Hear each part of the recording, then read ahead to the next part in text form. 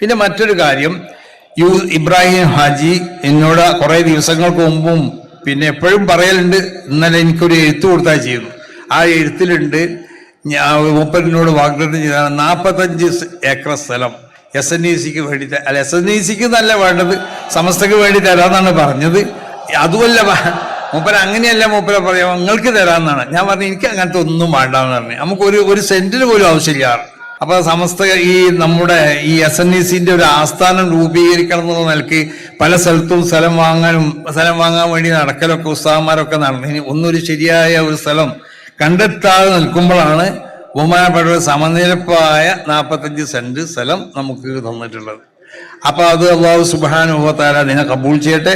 അതിൽ SNECനോട് ബന്ധപ്പെട്ടതായ സ്ഥാപനങ്ങൾ അതിന് ഒരു എജുസിക്കായിട്ട്, അതെ 45 സെന്റ്, 40 ആദ്യം പറഞ്ഞിങ്ങനെ ഏക്കറാണ്. പിന്നെ നമ്മൾ ഒക്കെ പറയുമ്പോൾ അതല്ലേ പറയുള്ളൂ, നമുക്ക് 45 സെന്റ് എന്ന് പറഞ്ഞാൽ വലുതാണല്ലോ. അപ്പൊ അതുകൊണ്ടാണ് എനിക്കിപ്പോൾ 45 സെന്റ് ഒരാൾക്ക് കൊടുത്താൽ വലിയ സ്ഥലമായിട്ട് ഞാൻ കണക്കൂട്ടുള്ളൂ. കാരണം നമുക്കത് വലുതാണ്. അവരെ പോലത്തെ 45 എന്നുള്ളത് വലുതല്ല. അപ്പോൾ 45 ഏക്കറാണ് മൂപ്പര് തന്നിട്ടുള്ളത്. അപ്പൊ അതുകൊണ്ട് അത് അല്ലാഹു സുബ്ഹാനഹു വ തആല കബൂൾ ചെയ്യട്ടെ.